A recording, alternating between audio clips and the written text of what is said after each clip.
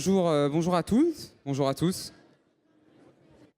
Rapidement, le temps que vous vous installez, je vais me présenter. Donc, comme il est écrit, je m'appelle Corentin Lallet, j'ai 25 ans et je suis un jeune ingénieur diplômé des arts et métiers depuis 2017 maintenant. Alors, il paraît que je dois vous présenter mon extraordinaire parcours. Je pense qu'à 25 ans, je ne vais pas avoir la prétention de parler de parcours extraordinaire, loin de là. En revanche, j'espère peut-être qu'avec mon parcours, je vais vous montrer quand même qu'il n'est pas extraordinaire de faire un parcours dans l'industrie. Alors, puisque je dois vous présenter mon parcours, on va commencer par le commencement. Donc, j'ai choisi de partir sur un bac scientifique, voilà, puisque j'aime la mécanique automobile, le sport automobile, les objets connectés, tout ce qui s'attrait facilement à la technologie.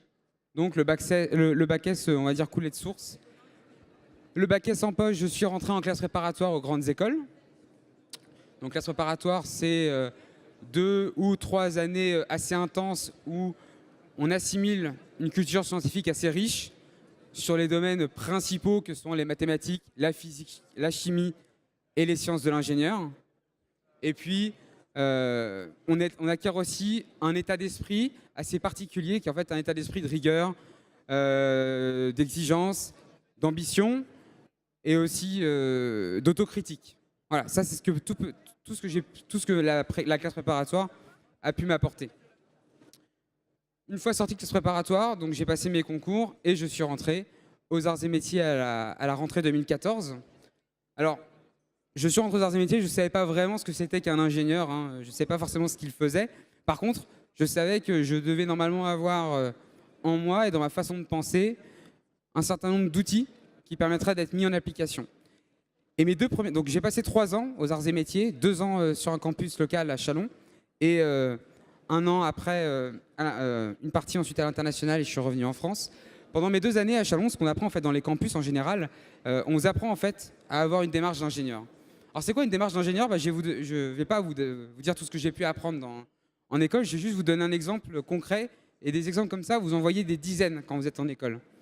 Vous avez une entreprise locale, alors on va être à Châlons, donc on va prendre une grande maison de champagne, qui vient voir l'école et qui dit voilà, moi j'ai un système qui m'aide à entretenir mes vignes, donc une grande maison de champagne, on imagine. J'ai un système aujourd'hui voilà, qui m'aide à entretenir mes vignes, mais il est vétuste, il ne marche pas, il marche mal, il ne marche plus. Voilà, je le confie à vos élèves et faites de cet objet quelque chose d'innovant, qui fonctionne aujourd'hui, mais qui fonctionne aussi demain, et qui sache évoluer avec le temps.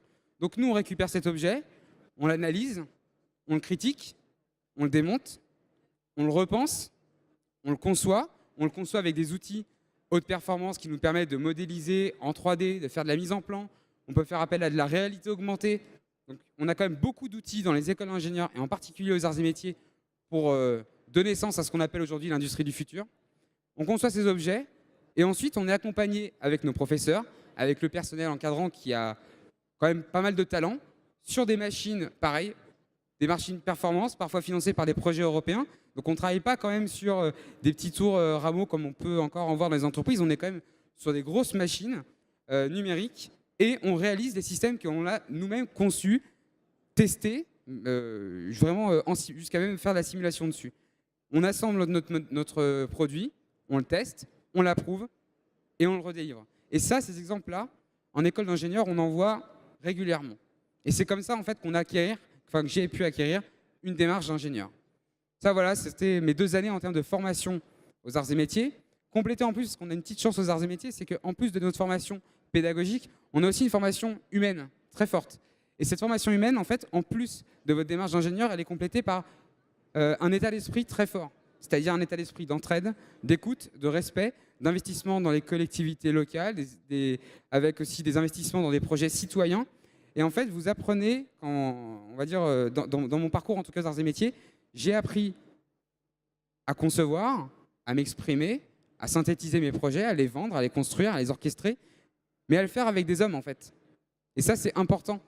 Il y a eu une conférence l'année dernière, d'ailleurs, aux arts et métiers sur qu'est-ce que l'éthique dans l'industrie du futur. En fait, ça, c'est la deuxième clé, en plus de votre savoir-faire scientifique. L'éthique, c'est effectivement savoir mener des projets avec des hommes, savoir partager, savoir écouter, savoir se respecter, savoir avancer ensemble et fédérer. Alors ça a été très bien mis. J'en ai vu le meilleur exemple en 3e année. Juste avant de parler de ça, je voudrais que je précise, j'ai fait un petit parcours rapide à l'international parce qu'aujourd'hui, dans nos parcours en école d'ingénieur, on est obligé de partir à l'étranger. C'est même très gênant de parler d'obligation parce que finalement, c'est une chance de partir à l'étranger. On a des partenariats formidables. Moi, j'ai fait 6 mois à Sherbrooke au Canada. J'ai fait de la gestion de projet, des cours d'aéronautique. J'ai appris à faire des calculs sur les performances des moteurs d'avion. Et en plus, à côté, j'apprenais à faire de la gestion de projet. C'est-à-dire, en plus de ma démarche d'ingénieur, j'apprenais à organiser les tâches les unes avec les autres, en équipe.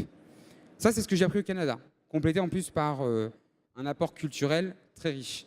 Et en revenant en France, j'ai fait mon stage de fin d'études, puisqu'en école d'ingénieur, on fait donc voilà, 2 ans campus, une partie à l'international, et ensuite un stage de fin d'études pour clôturer, avec un rapport. Et ce stage de fin d'études, je l'ai fait chez Airbus Hélicoptère. Alors, je l'ai fait au sein d'un programme qui était particulier, qui est le programme H160. Le programme H160, je ne sais pas si vous en avez entendu parler chez Airbus Hélicoptère, c'est leur premier hélicoptère développé selon les préceptes de l'industrie du futur.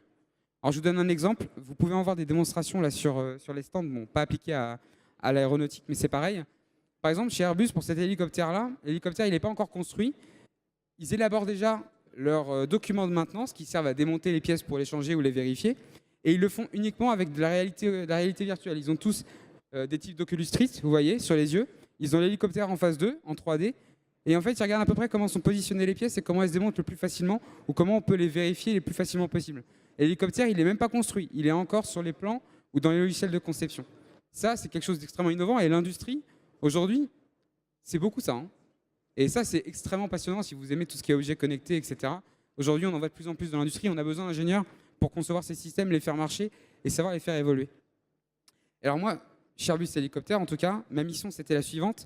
Laurent Champanel, directeur de l'école, a parlé tout à l'heure des compétences qu'a un ingénieur. C'est-à-dire qu'un ingénieur, aujourd'hui, il est de moins en moins sur les chaînes de production. Il est sur plein de postes transverses. Et moi, j'étais sur un de ces postes transverses, je faisais de la gestion de risque. Parce qu'un projet, quand on conduit un projet, on a des risques, on a des opportunités. Alors les risques, ils sont partout. C'est-à-dire qu'on a des risques politiques, on a des risques techniques, des risques de temps, des risques de performance. Et en fait, il faut suivre tout ça, mettre en place des plans d'action, les suivre. Et ça, c'est quelque chose qui est en général très vite délaissé dans l'industrie. Et une des composantes d'un rôle d'ingénieur, c'est de savoir justement remettre tout ça au clair, faire des suivis, mettre en place des indicateurs, les approuver, s'assurer que tout le monde effectivement les suit. Et en plus, on peut aller beaucoup plus loin et même faire de l'étude statistique sur comment vont évoluer nos risques demain. Ça a un intérêt en fait de savoir ça, c'est qu'en fait, un risque, s'il apparaît, il vous coûte de l'argent. Donc quand vous avez plein de risques, il faut savoir mettre une provision à côté de ça.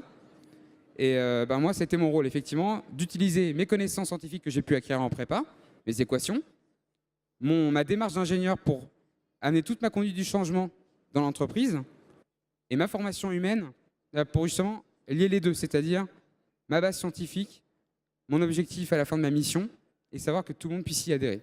Voilà mon parcours chez Airbus Hélicoptère qui se termine. Alors, je ne suis plus chez Airbus Hélicoptère aujourd'hui, je suis chef de projet innovation sur une mission 100% digitale, alors qui est beaucoup moins axée sur la technologie, mais qui a le mérite en fait aujourd'hui d'être au cœur de la révolution digitale, puisque en fait ce qui fait l'industrie du futur, c'est qu'aujourd'hui toutes les entreprises font leur révolution digitale, qu'elles soient industrielles ou je ne sais quoi. Et les ingénieurs, en fait, on en a besoin de partout. Et aujourd'hui, nous, on a une chance en tout cas, c'est qu'on a un marché de l'emploi qui est extrêmement prolifique, et on trouve tous, grâce à tout ce qu'on a pu apprendre, on trouve toujours quelque chose qui nous intéressera. Et les ingénieurs, sortis en plus d'école avec une filière généraliste, permettent vraiment d'être touche à tout, de s'adapter très facilement. Et une fois encore, par la formation qu'on a pu avoir, d'être très pragmatique, très proche de l'homme et de savoir s'adapter à peu près à tout. Alors, je ne sais pas si c'est extraordinaire ce que je vous ai dit, mais en tout cas, voilà mon parcours dans l'industrie.